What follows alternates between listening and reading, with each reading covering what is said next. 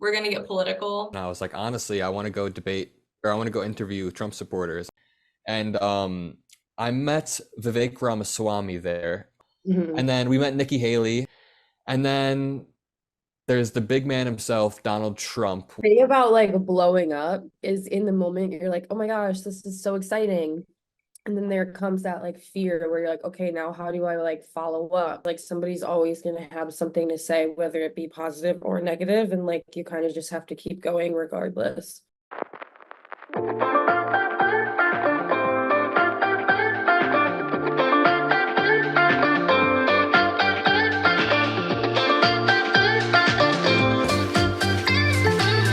Welcome back to Just Life, the first episode of 2024 with Sis and Sanj as always, and today we have a special guest. But before we get into that, let's do a quick life update. So I'll go first and then I'll throw it to Sonia. Sorry, it's been a while. We took a little break from Christmas to now because Sonia and I have had a lot going on. I've been moving, new job, I had wisdom teeth surgery, it's just been a lot. No one talks about how exhausting moving is, but I have been literally so drained and haven't been able to do like anything. So I'm glad we're back. I'm really excited. We have some really exciting episodes coming out. But yeah, it's been crazy. Sonia, how's life? Life is pretty good. I've been working a lot, finishing my last semester of school. So other than that, I'm just busy. Been having a pretty crazy January with a lot of holidays and stuff. And yeah, so now it's like finally all slowing down. So that's good. But tell us about your wisdom teeth surgery. I was gonna leave that part out. So fun fact, we actually recorded a January episode, but we decided to scrap it because it was just absolutely a mess. And Sonia was really sick and I like forced her to record still. And then I was just exhausted and drained. So I had my wisdom teeth out. Honestly, the worst experience of my life. I was awake during the whole procedure, not like Twilight Zone, like totally coherent, felt everything, knew what was going on. I even left this part out, Sonia, last time, but I was like in the middle of surgery and the dentist was like, can I play some like music for you? And I'm like, sure, like maybe it'll calm me down. And he started playing and it was like some kind of sexy song. And he's like, sorry, it's my wife's playlist, but I was just like so uncomfortable, like everything on top of everything. Worst experience ever.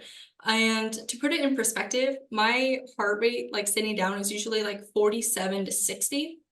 I looked down at my watch and my heart was at 196.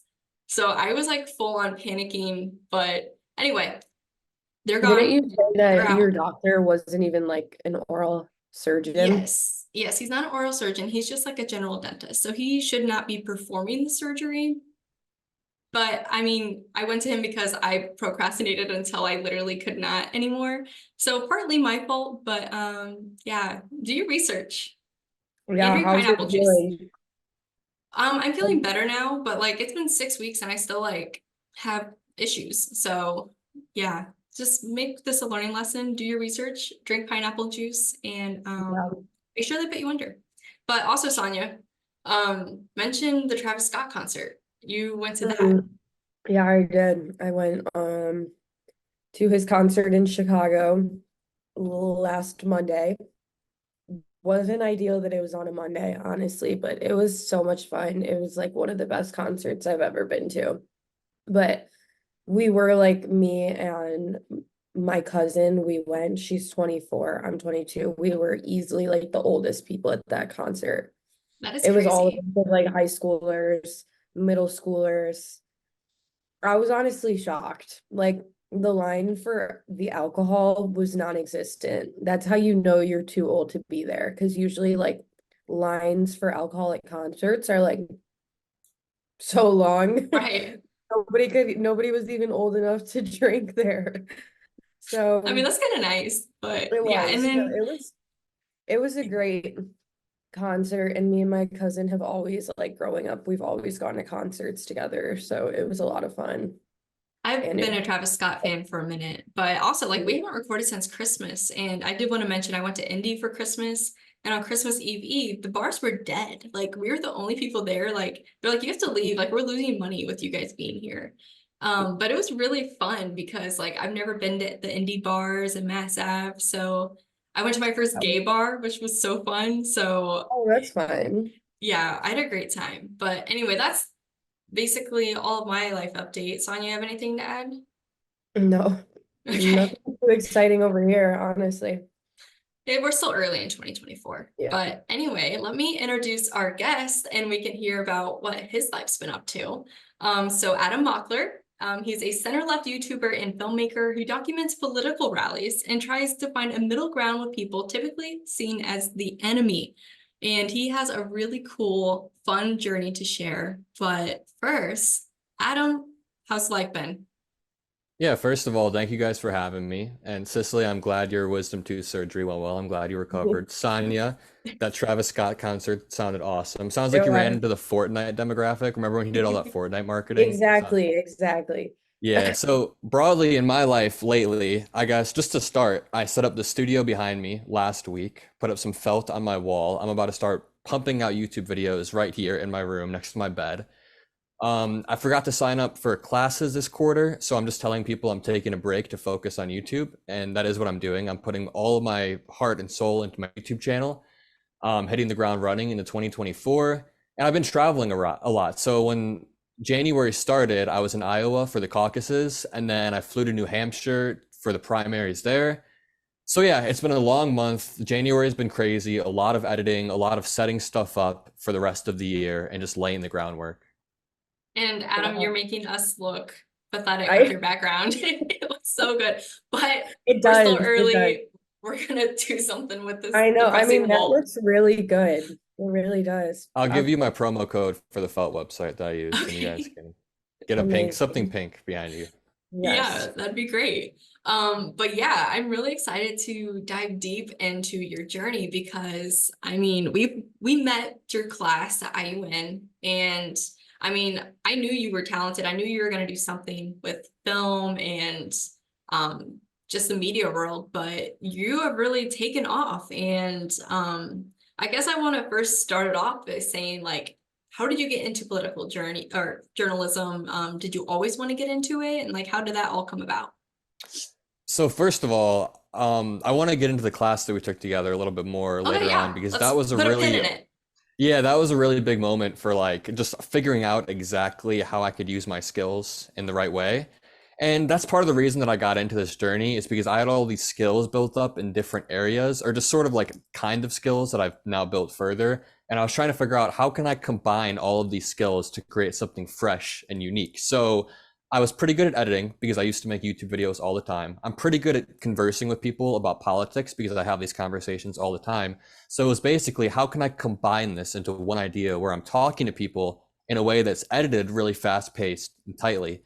So being able to combine all of my skills into something unique, and then also just trying to fill a gap that hasn't been filled. So there's a lot of people that go out there and they interview Trump supporters, and I would watch them, but they don't really do it in the way that I wanted them to. So they would take a more satirical take on it. They would make fun of the Trump supporter. Their goal is to make the person look as stupid as possible. And there's a little bit of that in my content, but most of the time when we go out there, we're engaging in very good faith and we're trying to find middle ground with people. And I think that's what I wanted to offer.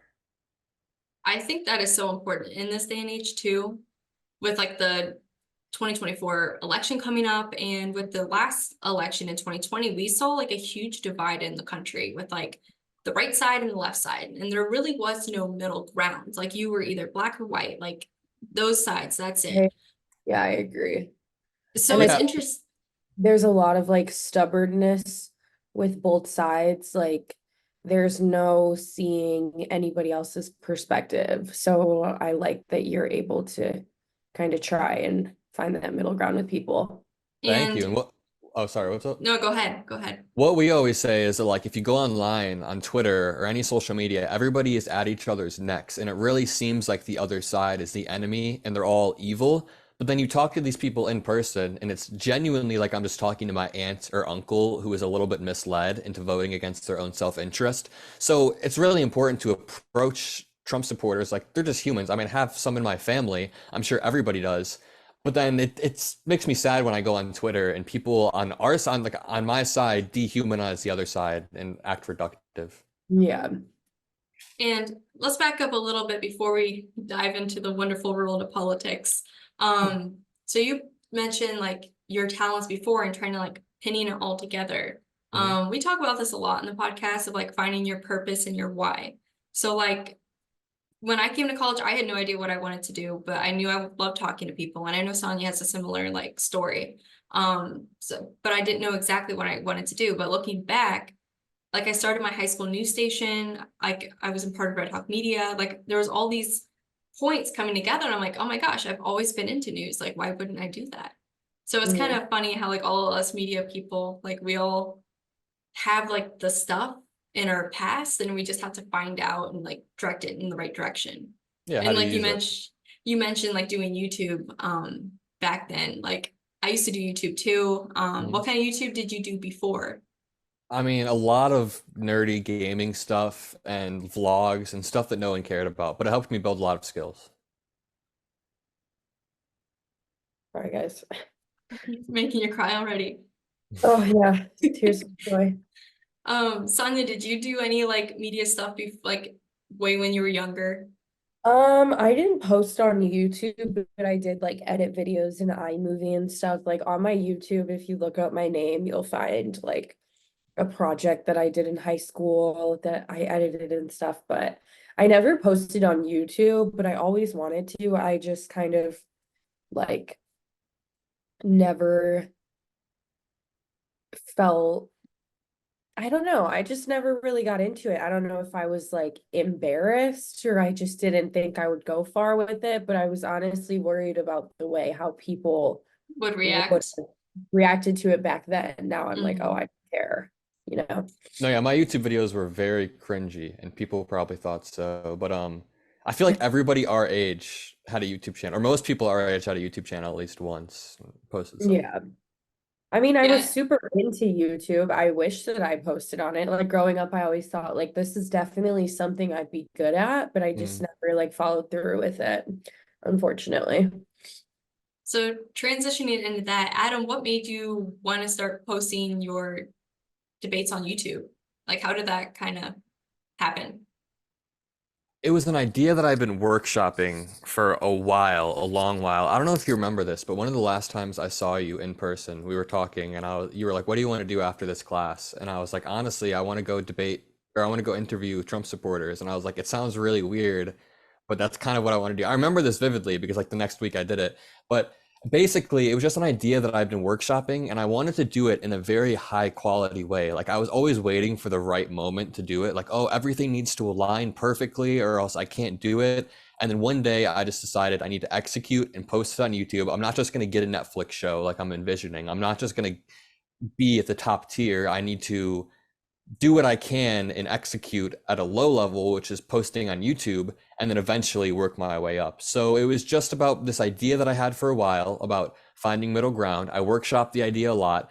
There were times when it was going to be more of like a prank thing, but then I reeled back. I don't want to prank people. I want to talk to people. That's what I'm good at. And then, yeah, the show, it turned into what it turned into. And now it's like I'm honing my approach, basically. Mhm.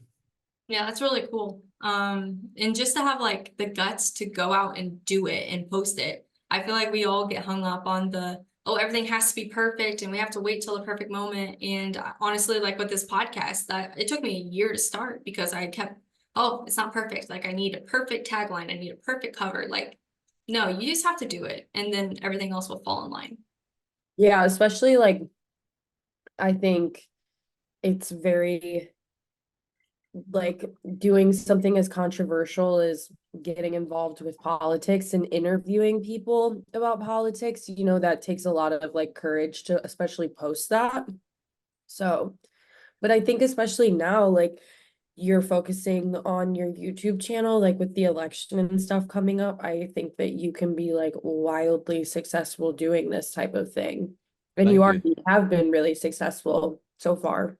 That means a lot. Yeah. Going back to what Cicely said about like, yeah, it is really all just about executing on those ideas, even when it's not perfect. And I feel like our generation has this insane fear of being cringe online or posting something that's too cringy to your followers. And that is totally a trap that I fell into for like, even at the beginning of when I started making content, I wouldn't post on my Instagram because I was like, I don't want to, it's too cringe, like for all my friends to see that.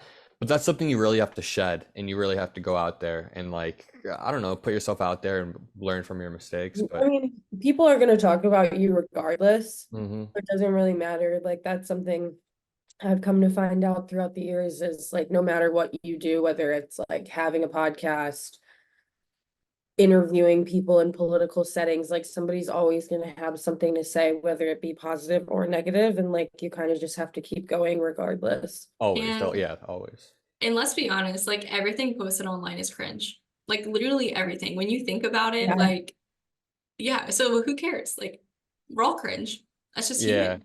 Yeah, you just have to embrace it or reel And it in and sometimes like I'm like, okay, that's cringy, but like they're a millionaire for doing this. Like maybe I should be more cringy.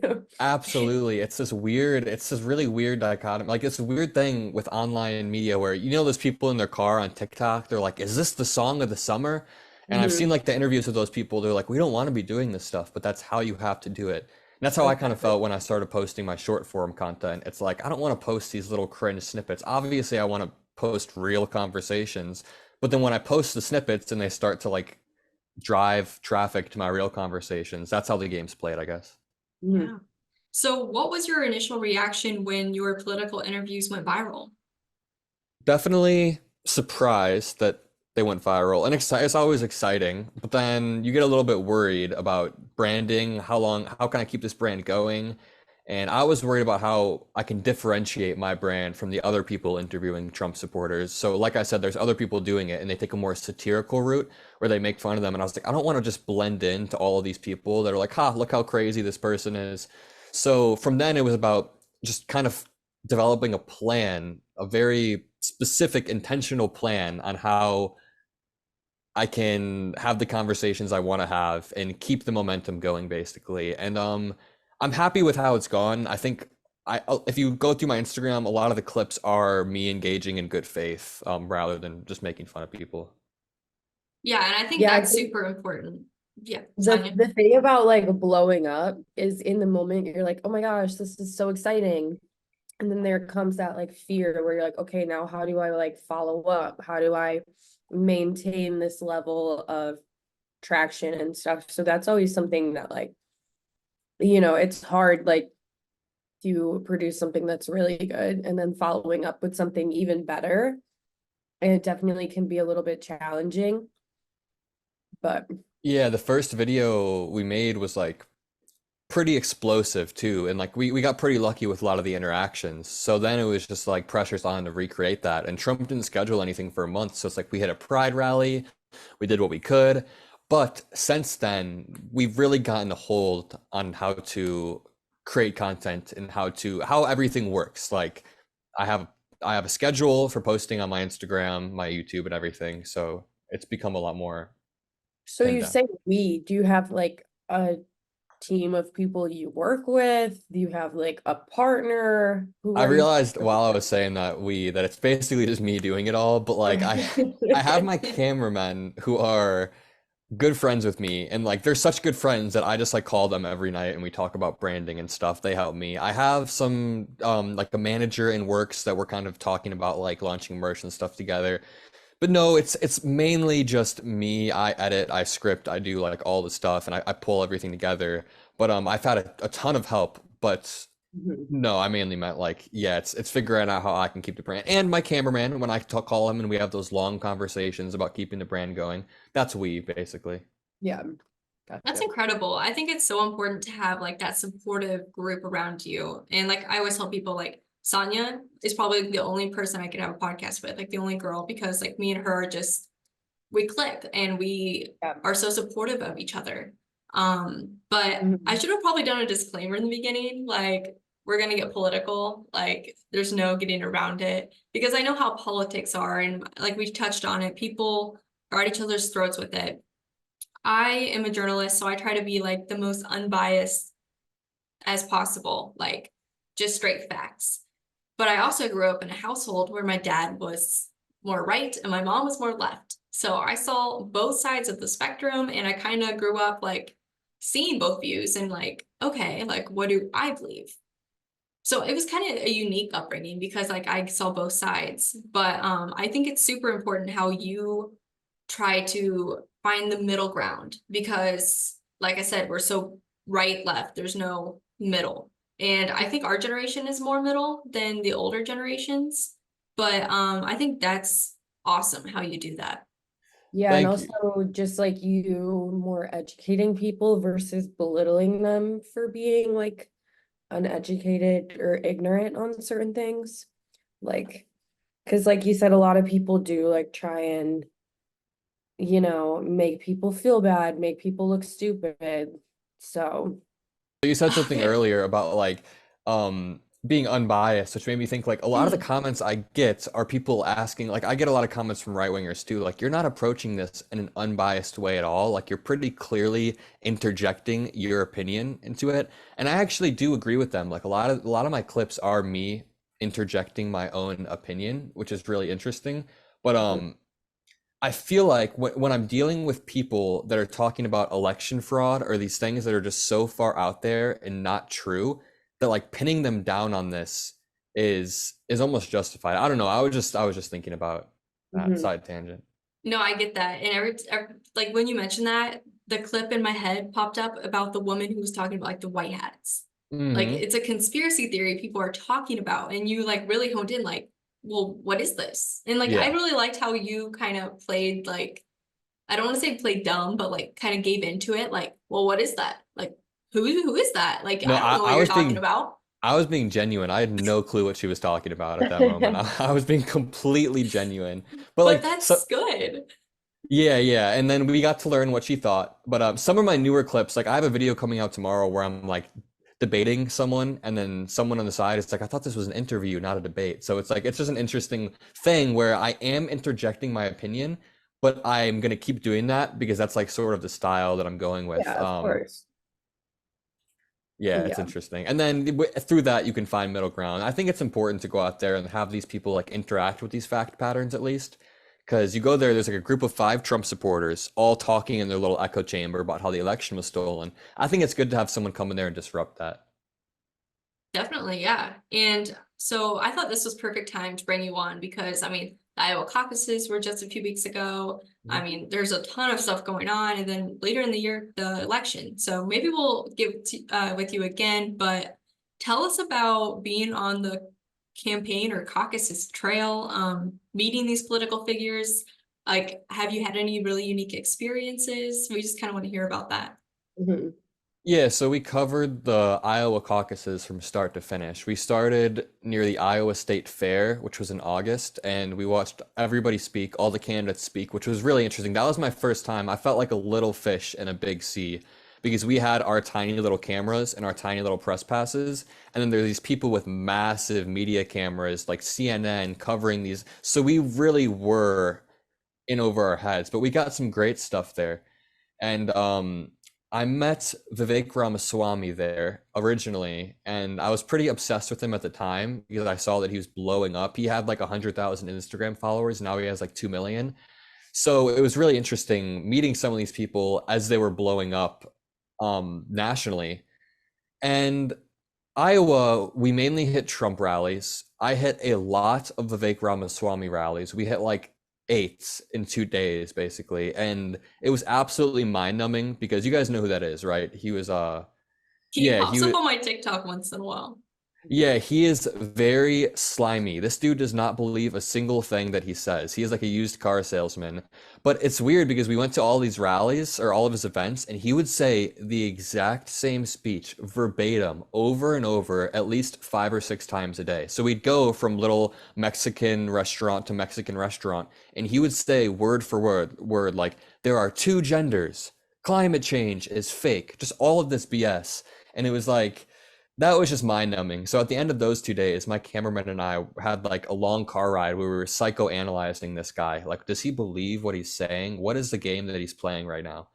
And Mhm. then we met Nikki Haley, or we didn't meet her, but we were really close to her. And she was really cool too. she's really charismatic and strong. I don't agree with her on everything, but she's got a good head on her shoulders. She's got good foreign policy. And then there's the big man himself, Donald Trump, which we've seen him speak a few times, and he also just says a lot of incoherent stuff. Yeah. Yeah, I mean, I feel like Donald Trump, love him or hate him, he's like the most notorious person on earth. Like people in other countries are like, oh, Mr. Trump, you know? So just Mhm. like being able to like see him in person and like see that he's real is kind of fascinating to me. Yeah, seeing his hair, it's like His glows, tan. and he's got this like showman energy to him. So he is very energetic when he's on stage. He's got a lot of charisma, and he's just, I mean, I don't agree with him, but obviously I don't agree with He's him. But entertaining. he's an entertaining person. He's like a stand-up comic, which a stand-up comic should not be the president of the United States. Not the same skill set. Oh, that's funny. Um, so I guess going back to the interviews, I mean, you were interviewing these people who are very, very into their political party. And I feel like this is going to be a really important part of our podcast, where people going to like their family Thanksgivings are going to come back and watch this, because the question I'm asking is, how do you navigate these conversations with the opposite party with like, you know, just different opinions? Mhm. It's a it's a very slow process of introducing them to these fact patterns that they otherwise wouldn't hear. So I read an article the other day about someone who used to be a big Trump supporter. Now he's a big liberal. And how it happened was just he very slowly was introduced to these questions that planted seeds of doubt in his mind. So if you're at Thanksgiving dinner, the strategy is not to get into a fiery debate with your family members. The strategy is to ask a question that plants a seed of doubt in their head. Employ Socratic questioning and just calmly ask them stuff. So if you have a family member who believes the moon landing was fake, you can literally just say, there was a Cold War at the time. Why wouldn't the USSR, why wouldn't the Soviet Union call out the US for faking the moon landing? There's just very simple questions you can ask people that will slowly plant seeds of doubt. And I think that's how deprogramming happens. I've read multiple articles of people saying that's how it slowly happens. You slowly change your mind. And yeah, I mean, I've talked to people who, once you really start to get in the weeds of these topics, they do agree with liberals at a fundamental level. So I was at a Trump rally a few weeks ago, and I talked to this lady who just really needed healthcare for her autistic son. She really needed therapy. And I tried to explain to her, like, liberals, I didn't use the word liberals because that would just, they wouldn't listen to anything I said after that. But I was like, what if the government could provide a basic level of healthcare and it came at no cost to taxpayers? And she was like, yeah, of course I want healthcare, blah, blah, blah. And it's like, you agree with these fundamental liberal ideas. You want healthcare, but you're just so blinded that you think Democrats are evil. So to go back to your question, it's introducing them to these fact patterns slowly, showing them how their self-interest does lie within the Democratic Party, and then finally is wrapping conservative ideals in liberal words. So when it comes to Ukraine, a lot of Republicans will always say, America first. We need to put America first. You explain to them, funding Ukraine is exactly how you put America first. You're securing an ally, you're protecting international rule, and you're stopping Putin. So yeah. So I Long. do have a follow-up question to that. So you mentioned like there is a middle ground between the two, and I totally agree with that. I think there are many things that we can agree on, but it is just so put out there that we can never agree. Mhm. So in the future, do you think there's going to be more of like an independent rising? Uh, I see the two-party system staying indefinitely. I think when we're voting in 30 years, it'll still be between the two parties. But I think independents are very disillusioned with both sides. Yeah, I think if you look at the polling, like what you said is borne out by all of the polling, all of the independents don't want to vote for Joe Biden or Donald Trump. So people are becoming more independent. They're trying to start third parties or green parties, but that never really works how they want it to. So, no, I don't see that. What I do see are the sides moderating, especially the Republican Party right now. If you think about it, they've lost almost 5 elections in a row. They lost to Obama twice, Trump won once. Now they're about to lose to Biden twice, hopefully. And they're going to start to have to moderate because they're going to start to realize, okay, we can't run on banning abortion and closing the border and expect to appeal to mass people. So I think the parties will start to moderate before a third party arises. Interesting. Okay. Wow. And I guess since we're on this topic of independent parties, any thoughts on Kennedy? Robert Kennedy? Yeah, I don't like him. I think Have you met him? No, actually, no, I heard him talk at the Iowa State Fair, and we were going to try to interview him, but it just didn't really pan out. I don't like him. He's not a viable candidate. He ran as a Democrat, then turned to an independent, which I guess there's nothing inherently wrong with that, but it's just because he's playing a game where I think he wants to siphon votes off of one side. And I don't know, it's weird because he said a lot of weird stuff about vaccines. He seems a little bit conspiratorial. He seems like he'll appeal to Trump voters more, but then he ran as a Democrat, then dropped out. So I don't think we'll hear anything more of him. No. Gotcha. All right. Going back to your journey, what has been your favorite part? Mhm. Let's see. Talking to people and learning a lot about what drives people to vote for Donald Trump. I think Trump supporters in my mind are way more I'm a lot more sympathetic to them than I was a year ago. Not to say I wasn't sympathetic to them a year ago, or not to say I am now, but like I understand why these people are so afraid a lot more than I did a year ago after going out there and talking to them. So having a lot of these conversations has really helped me understand the common voter. And another favorite part has to touch back on from the beginning of the interview is just being able to expand on these skills that I've been working on for years. So I started editing videos when I was 8 years old, and I edited all the way until I was 16, and then I stopped editing until our production class we took together. And now I'm back into editing, and I'm doing it on like to a ton of people. I'm editing for a bunch of people, and I love it. I love touching on these skills, and I love, yeah, chatting with people. Well, that's awesome. I think And that's then, everyone being able to do that, like something they really enjoy like that. Yeah. Have you ever thought about going into like like news reporting, like doing this professionally one day? Yeah, I've thought about it for sure. That would be interesting. That's sort of one of my goals is to do what I'm doing at a higher level. But Mhm. I don't see myself being like a nightly news anchor or like doing what Cicely does. What's is your show like on the weekends? yeah, I do weekend nights. That's a pretty good gig right there, weekend nights. I don't see myself being like a daily news anchor, but I will say I would like to do what I'm doing now at a higher level, hopefully. Who knows, like in a few years, you're gonna be there with the big cameras, you know? I would love Everyone that, yeah. starts somewhere.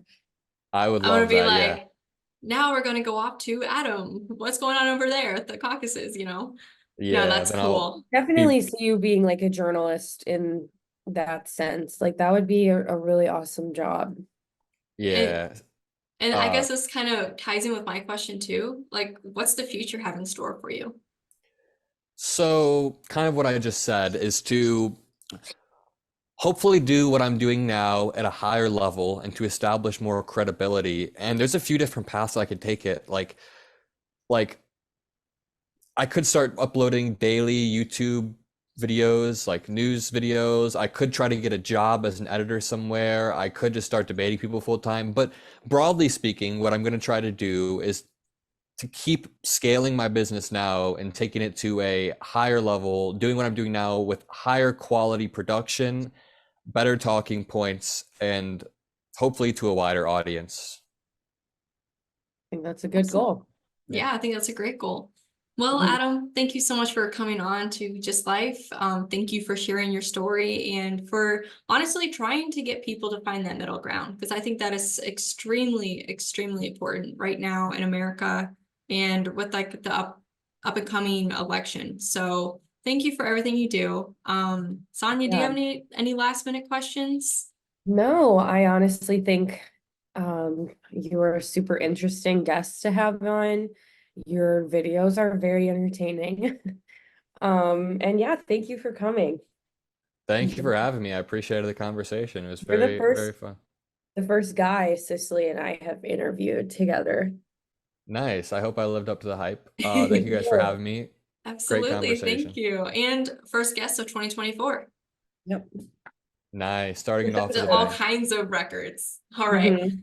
Well, I think there's only one way to end this. So thank you for tuning in to Just Life. We still don't have our tagline, so just keep living.